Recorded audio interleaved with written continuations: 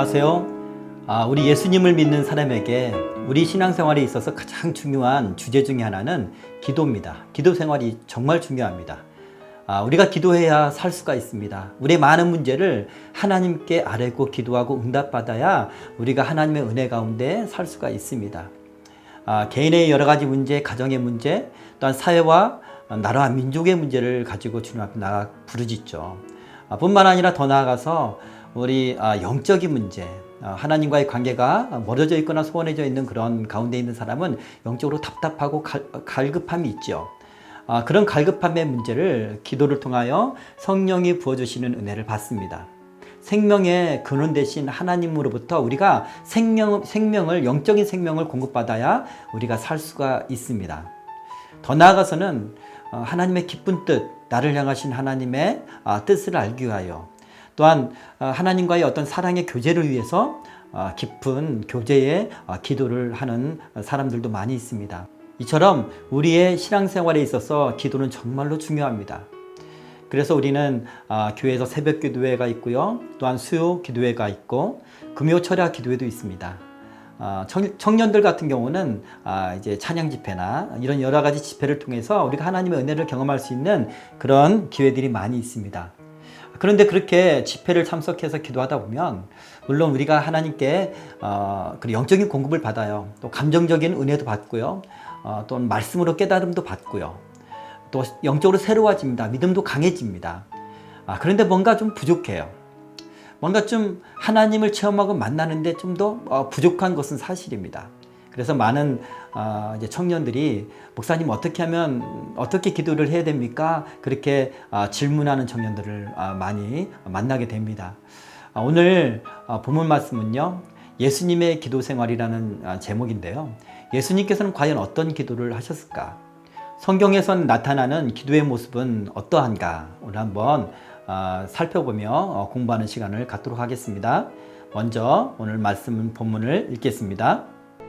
새벽 아직도 밝기 전에 예수께서 일어나 나가 한적한 곳으로 가사 거기서 기도하시더니 시몬과 및 그와 함께 있는 자들이 예수의 뒤를 따라가 만나서 이르되 모든 사람이 주를 찾나이다. 날이 밝음에 예수께서 나오사 한적한 곳에 가시니 무리가 찾다가 만나서 자기들에게서 떠나시지 못하게 만류하려 하매 내가 다른 동네들에서도 하나님의 나라 복음을 전하여야 하리니 나는 이 일을 위해 보내심을 받았노라 하시고 갈릴리 여러 회당에서 전도하시더라. 오늘 우리가 공부하게 될 본문의 주제는 두 가지입니다. 먼저는 예수님의 기도 생활이고요. 두 번째는 무리를 피하여 다른 곳으로 가신 예수님입니다. 왜 예수님께서는 무리를 피하셔서 다른 곳으로 가셨을까? 거기에 대한 이야기를 오늘 한번 나눠보려고 합니다. 먼저 예수님의 기도 생활에 대해서 먼저 이야기를 하려고 합니다. 마가복음 1장 35절을 읽겠습니다. 새벽 아직도 밝기 전에 예수께서 일어나 나가 한적한 곳으로 가사 거기서 기도하시더니, 네, 주님께서 이제 한적한 곳에 나가셔서 이제 기도하셨다는 그런 내용이 있습니다. 전날 밤까지 피곤하시도록 그렇게 열심히 사역하시고 이제 다른 사람들이 다 자는 그 시간에 세상이 잠들어 있는 그 시간에 그 새벽에 주님께서는 이제 새벽 기도 하시러 한적한 곳에 가셨다라는 그런 내용인데요. 주님께서는 밤을 새워 기도하시거나 또는 새벽에 기도하셨다는 내용이 성경에 많이 기록되어 있습니다. 주님께서는 하나님이신데 꼭 굳이 그렇게 힘들게 기도하실 필요가 있었을까? 그런 생각도 해보는데요. 예수님은 하나님이십니다. 그런데 이 땅에 오셨을 때는 사람으로 오셨어요. 완전한 사람이 되셨어야만 했습니다. 이 땅에서 성육신 하셨을 때는 초월적인 상태, 그런 능력의 상태로만 계시지 않았습니다. 물론 주님께서 사역 가운데 하나님의 능력이 나타나긴 했습니다. 그렇지만 주님께서는 슬퍼하시고 또한 분노하시고 두려워하시고 고난당하시고 아파하시고 고통당하시고 그런 인간이 겪는 그런 아픔들, 그런 연약함들을 짊어지셨습니다. 주님께서 완전한 인간이 되셨어요. 왜냐하면 완전한 인간이 되셔야지만이 인간을 인간을 대신해서 희생양이 될 수 있기 때문입니다. 첫사람 아담이 산영이 되었다면 마지막 아담인 예수님은 살려주는 영이 되셨습니다. 아담이란 뜻이 무엇인지 여러분 잘 아시죠? 아담은 바로 사람이에요. 예수님께서는 완전한 사람이 되셨다는 것입니다. 그렇기 때문에 주님께서는 이 땅에서 사역하실 때도 하나님 아버지께 늘 기도하셨어요. 사역의 모든 현장 속에서 무시로 기도하셨고요. 또한 축사하시면서 기도하시기도 하시고, 또한 특별한 순간에는 또 산에서 기도하시고 밤을 새서 기도하시고 그랬던 것을 우리가 잘 알 수가 있습니다. 제자들과 함께 있을 때도 기도하셨어요. 그런데 특별히 주님께서는 오늘 본문 말씀 보니까 제자들과 떨어져서, 자신의 사역의 현장에서 떨어져서, 삶의 현장에서 떨어져서 한적한 곳에 가서 하나님만 만나야 되는, 하나님 아버지를 만나야 될 그런 필요성이 있었던 것입니다. 오늘 이 본 말씀에 한적한 곳이라고 표현되어 있는데, 이 한적한 곳이라는 것에 대해서 설명하기 전에 먼저 성경에서 나타나 있는 기도의 장소들에 대해서 몇 가지 이야기를 먼저 하고 넘어가도록 하겠습니다. 성경에 보면 주로 어떤 장소에서 기도를 하였죠? 성전이죠. 예수님께서는 성전을 정의하신 내용이 있는데요. 내 아버지 집은 만민이 기도하는 집이다, 그렇게 말씀하셨어요. 바리새인과 세리의 기도의 비유를 통해서 성전에서 기도하는 유대인의 모습을 이야기하셨고요. 또한 이제 구약 성경에 보면, 사무엘상에 보면 한나가 실로에 있었던 성전에서 기도했던 내용을 우리가 잘 알 수가 있습니다.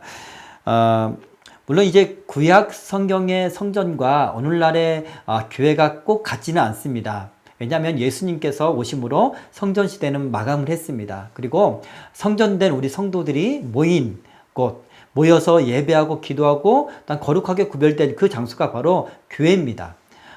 그런 의미에서 교회는 기도하는 장소라고 말할 수가 있습니다. 자, 두 번째로 기도의 장소로 광야를 들 수가 있는데요. 예수님도 광야에서 40일 동안 금식하며 기도하셨습니다. 엘리야는요, 광야로 나가서 또 광야 가운데 있는 시내산에서 하나님을 만나고 그곳에서 하나님의 세미한 음성을 듣고 이 사명을 새롭게 받는 그런 모습을 우리가 알 수가 있고요. 사도 바울은요, 이제 다메섹 도상에서 예수님을 만난 후에 회심을 하게 되죠. 그리고 나서 사도 바울이 정말 사도가 되는 결정적인 어떤 그런 시간들이 필요했는데, 그것은 바로 광야의 3년 동안의 시간이었습니다.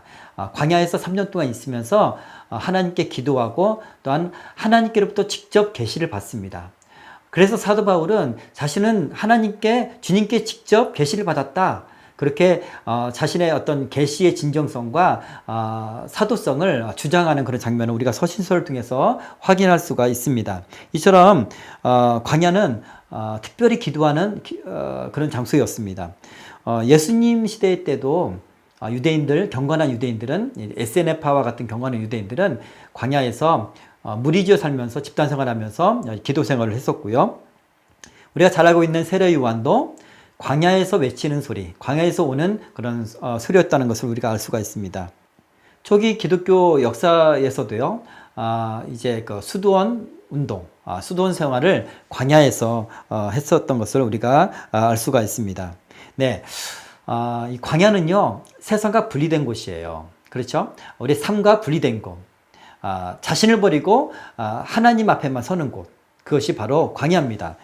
오늘날은 우리 한국적인 상황에서 광야로 나갈 수는 없겠죠. 우리 성도들은 주로 기도원에 가서 하나님께 기도합니다. 삶의 자리에서 이탈해서 특별히 산에 있는 기도원 같은 데 가서 주님을 만나고 또한 주님께 나아가는데요. 어떤 사람들은 이제 기도원에 자주 가거나 기도하러 가거나 또는 과거에 수도원 생활, 수도원 영성을 비판하는 사람도 있었던 것처럼 오늘날에도 기도원에 가는 것을 비판하는 그런 사람들이 있어요. 마치 삶의 현장, 사역의 현장을 세상을 도외시한 어떤 그런 영성이다, 그런 신앙생활이다, 그렇게 비난하는 사람도 있는 걸로 알고 있는데요. 그렇지 않습니다. 우리 초기 기독교에서 교회사를 통해서 확인해 보면 교회가 타락하지 아니하도록 정화하고 그리고 새롭게 했던 그런 영적인 장소가 바로 기도원이었어요. 수도원이었어요. 그런 수도원이 교회를 새롭게 세웠다는 것을 우리가 알 수가 있는데요. 오늘날에도 기도원에서 한국교회에서 기도하잖아요. 또한 개개인의 많은 성도들이 기도원에 가서 하나님 만나고 회개하고 또 새롭게 되어서 자신의 삶의 현장으로 나갑니다. 그곳에서 하나님께 순종하면서 살아가는 모습, 그렇게 기도원의 역할은 교회를 세우는 데 있는 것을 우리가 잘 알 수가 있습니다. 우리는 때때로 우리의 삶의 현장에서 이탈해서 광야와 같은 그곳에 가서 기도할 필요가 있습니다. 또한 성경에서 보면 기도의 장소로 이제 골방을 들 수가 있는데요. 특별히 다니엘서 보면 다니엘이 이제 다니엘의 시대는 이제 예루살렘 성전도 다 무너지고 포로로 끌려가 있는 상황이에요. 뭐 예배할 장소도 없고 성전도 없습니다. 그런 상황에서 다니엘은 어떻게 자신의 신앙을 지켰고 어떻게 하나님과의 관계를 유지할 수 있었을까? 어떻게 하나님께 계시를 들었을까? 바로 기도 생활이었습니다. 다니엘은 특별히 자신의 윗방에 들어가서 매일마다 3차례 예루살렘을 향해서 창문을 열고 기도했습니다. 그것을 우리가 잘 알 수가 있습니다. 그리고 또한 특별한 기도의 장소로 산을 둘 수가 있는데요. 예수님도 산기도를 많이 하셨죠. 마태복음 13장 23절에 보면 무리를 보내신 후에 기도하러 따로 산에 올라가시니라 저물매 거기 혼자 계시더니. 예수님께서는 하루 종일 사역하시고 그 사역 후에 제자들과 떨어져서 또 무리들을 떠나서 산에 올라가셔서 산기도를 하셨다고 합니다. 때로는 밤을 새워가면서 기도하셨다고 해요. 특별히 제자들을 12제자들을 세우시기 위해서 또 산기도를 하셨는데요. 누가복음 6장 12절에 보면 이때 예수께서 기도하시러 산으로 가사 밤이 새도록 하나님께 기도하시고, 네, 그렇게 기록되어 있죠. 특별한 어떤 기도를 위해서 산기도를 주님께서 하셨던 것을 알 수가 있습니다. 우리도 어떤 특별한 일을 위해서 예수님처럼 어떤 특별한 일을 앞서서 산기도 하셨던 것처럼 그런 특별한 기도가 필요한 것 같습니다. 네, 산이라는 장소가 주는 의미가 있습니다. 비록 동네에 있는 작은 산이라 할지라도 그곳에 올라가서 기도하다 보면요, 나의 삶에 나의 여러 가지 세상의 모든 것들이 다 단절된 느낌이 듭니다. 오직 그곳에는 하나님과 나만 있어요. 하나님께만 집중할 수가 있고요. 내 마음의 자세가 오직 하나님께만 겸손하게 그렇게 서 있는 모습을 경험한 적이 있습니다. 특별히 저희 신학교는 산 중턱에 있어요. 그래서 선배들이 산에 가서 밤이 새도록 기도를 많이 했다고 합니다. 나무 기둥을 잡고 부여잡고 그렇게 부르짖었대요.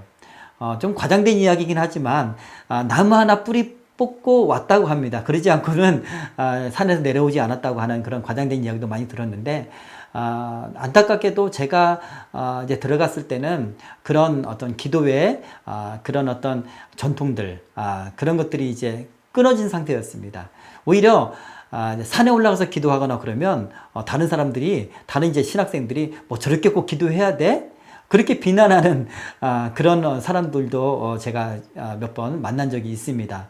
어쨌든 이제 산이라는 곳은 이렇게 단절되어서 하나님만 만나러 가는 그런 장소다라고 여러분이 이해했으면 좋겠고요. 여러분도 할 수만 있으면 산기도 가십시오.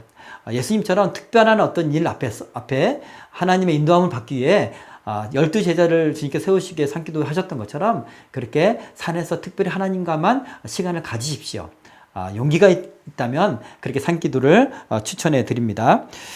네, 오늘 본문 말씀에 보면요, 예수님은 한적한 곳에서 기도하셨다 이렇게 말씀하고 있죠.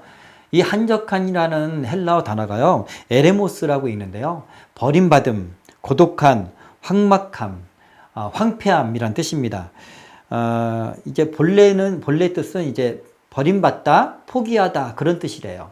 사람들이 살지 않는 곳, 살았다가 다른 곳으로 이주하고 버림받은 그런 땅을 말합니다.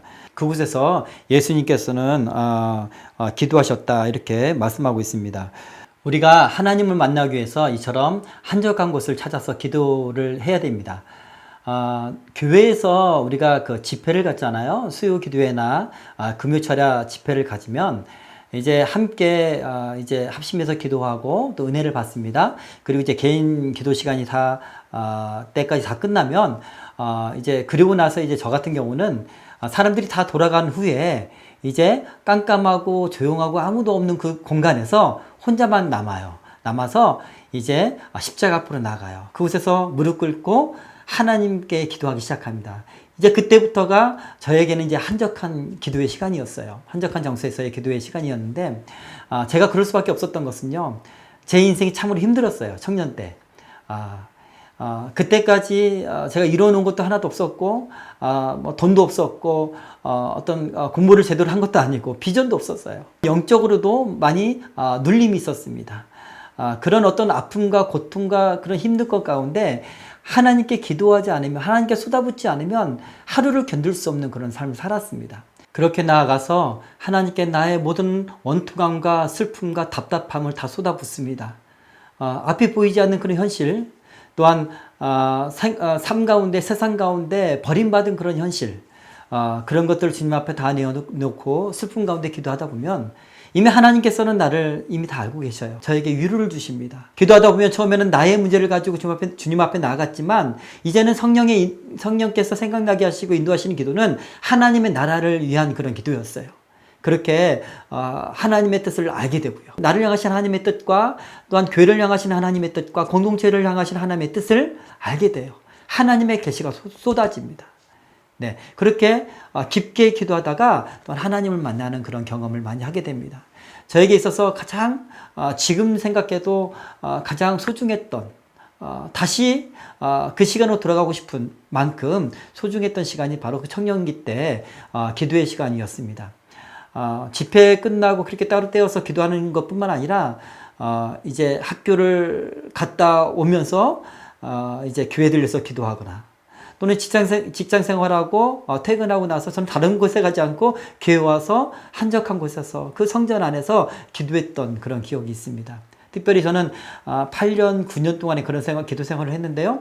저녁 10시부터 새벽 2시까지 그렇게 날마다 하나님을 만나고 하나님을 체험했던 그런 경험이 있었습니다. 그곳에서 하나님의 비전을 발견하게 되고, 그곳에서 하나님이 나를 어떻게 사용하실 것인가를 주님으로부터 듣게 되고, 그리고 지금 여기 이렇게 서 있는 것입니다. 우리 구약 성경에 보면 한나의 기도를 잘 알 수 있죠. 한나는 성전에서, 이제 실로 성전에서 기도했는데, 한나는 이제 한나가 자녀가 없었잖아요. 그래서 이제 늘 남편이 그를 사랑하고 그에게 많은 위로를 주었습니다. 특별히 이제 가족과 함께 실로 성전에 가서 제사를 드리는데, 제사를 드리고 이제 분깃을 서로 나눠 먹는 그런 시간이 있습니다. 한나에게는 갑절의 어떤 분깃을 주었음에도 불구하고 한나는 그것이 위로가 되지 않습니다.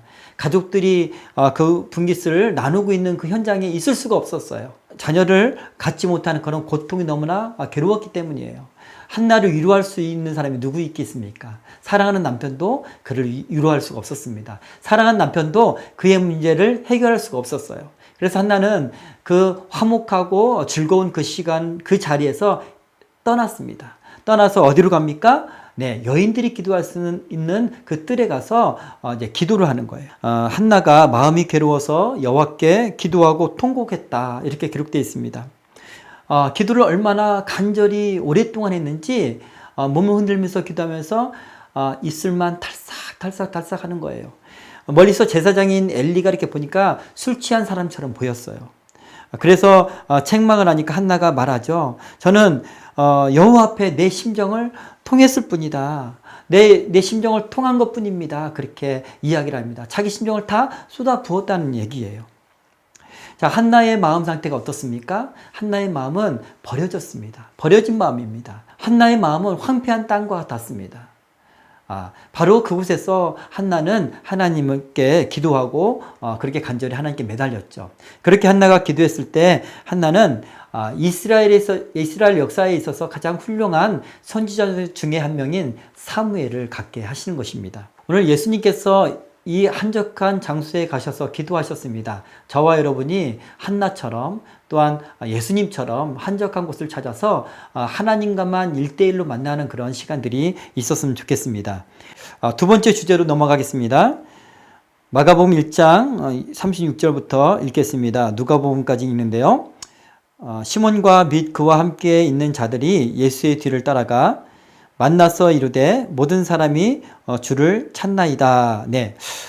제자들이 예수님이 이제 기도하는 장소까지 와서 예수님께 말하는 거예요.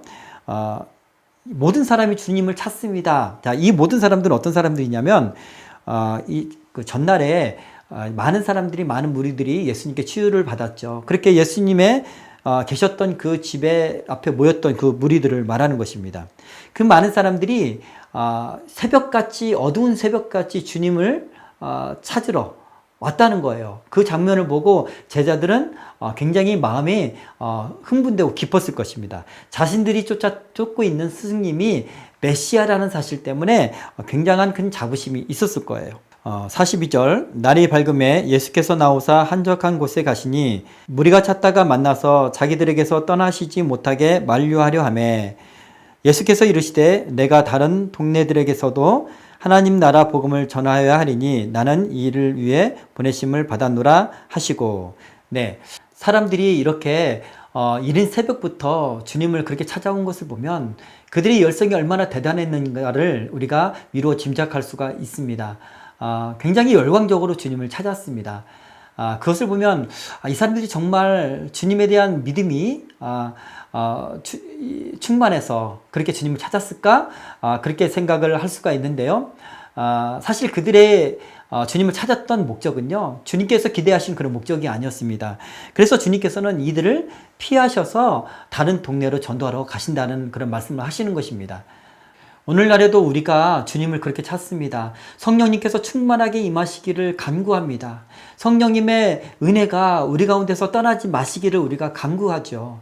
우리의 많은 문제들 가운데 주님의 능력을 보여주시기를 우리가 기도합니다. 그러나 우리가 그렇게 기도함에도 불구하고 과거처럼 성령의 능력이, 성령의 은혜가, 성령의 불길이 일어나지가 않는 모습을 우리가 보게 됩니다. 왜 그럴까요? 왜 주님께서 우리에게 은혜를 베풀지 않으실까요?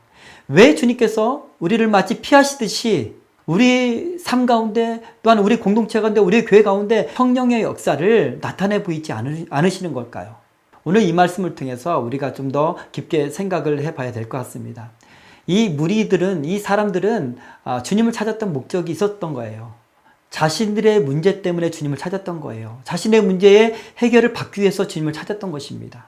주님께서 메시아인 것을 이 사람들은 주님의 기적을 통해서 깨달았습니다. 그래서 주님께서 자신들의 가난의 문제와 또 사회의 문제, 억압의 문제, 또한 이제 로마의 어떤 식민지에 있었던 그런 민족적인 문제를 해결하기를 원했습니다.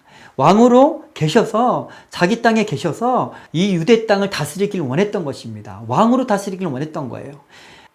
과거에 주님께서 한국교회에 큰 은혜를 주셨습니다. 성령의 불길이 동방의 예루살렘인 이 나라에 불붙듯이 일어났었습니다. 성령의 역사가 많이 일어났어요. 수많은 사람들이 교회에 몰려들었습니다. 자신의 문제를 해결받기 위하여 주님께로 나아갔습니다. 그렇게 열성적으로 열심히 주님을 찾았습니다. 그렇게 많은 사람들이 주님께 와서 양적인 부흥이 이루어졌어요. 그런데 거기까지입니다. 더 나가지 않는 것입니다. 질적인 성장이 없었던 이유가 무엇일까요? 우리가 예수님께서 전도하셨던 목적을 보면 잘 알 수가 있습니다. 주님께서 전도하신 이유가 무엇일까요? 그들의 영혼을 구원하실 뿐만 아니라 그들을, 하나님의 백성인 그들을 하나님께로 온전히 오게 하기 위한 것이었습니다. 그들을 온전하게 회개시키러 오신 것입니다. 회개란 무엇입니까? 마음으로만 회개하고 기도로만 회개하는 것이 회개입니까? 그렇지 않습니다. 회개 가운데는 반드시 열매가 있어야 됩니다. 세례 요한은 선포합니다. 회개하라, 회개 열매를 맺으라, 그렇게 말을 합니다. 두 벌 옷 있는 자는 없는 자에게 하나를 나눠 주어라, 그렇게 말합니다. 삶 가운데 모든 불의를 떠나고 하나님 말씀대로 살아라, 그렇게 말합니다.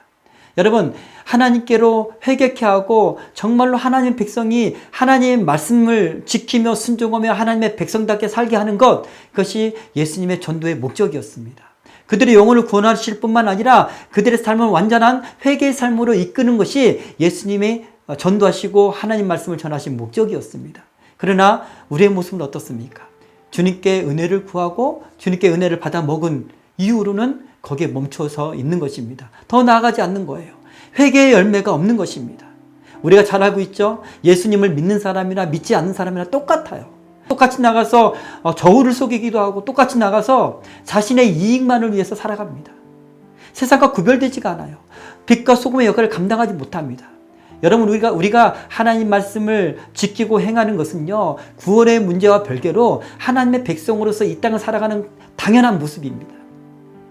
그러나 거기까지 나가지 못한 것입니다. 주님께서는요, 훗날에 회개하지 않았던 가버나움 사람들을 책망하시는 그런 내용이 있습니다. 가버나움아, 내가 하늘에까지 높아지겠느냐? 운부에게까지 낮아지리라. 내게 행한 모든 권능을 소돔에게 행하였더라면 그 성이 오늘까지 있었으리라. 네, 그렇습니다. 주님께서는 우리에게 크신 능력을 행하셨습니다. 많은 은혜를 주셨습니다. 성령의 불을 뜨겁게 하셨습니다. 우리 한국교회뿐만 아니라 저와 여러분에게도 하나님께서 크신 은혜를 주셨습니다. 그러나 우리는 늘 하나님께 은혜를 더 받기 위해서만 찾죠. 진정한 회개 열매를 맺었는지 우리가 이 시간에 되돌아보는 시간을 가졌으면 좋겠습니다.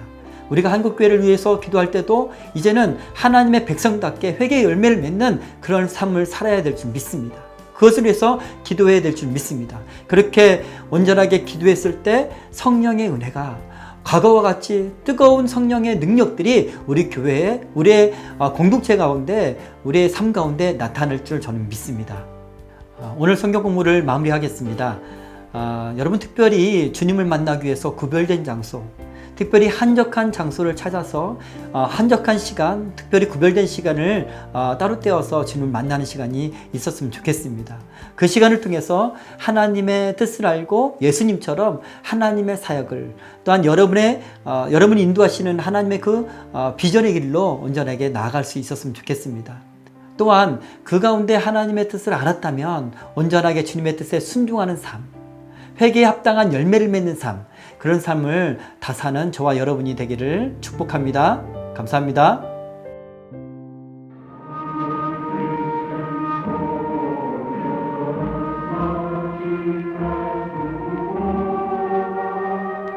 감사와 회개의 밤으로 시작해 닷새 동안 연일한 200여만 명의 신도들이 참석한 가운데 진행되었습니다. 증거해야 한다고 강조했습니다.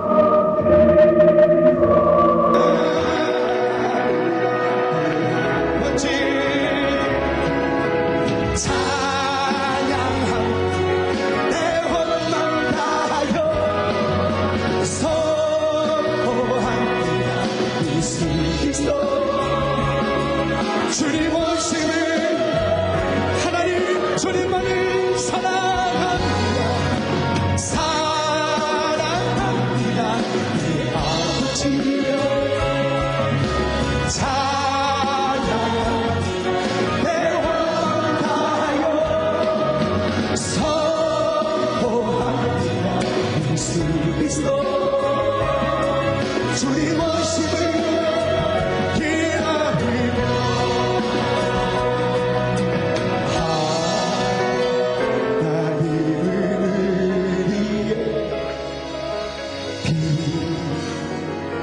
저가 되신 환난중 이제 우리에게 자유와 우리에게 생명을 주신 하나님께 감사와 그 기쁨을 표현하십시오. 하나님, 주님은 나의 힘이십니다. 주님은 나의 피난처가 되시며 환난 중에 도우시는 하나님이십니다.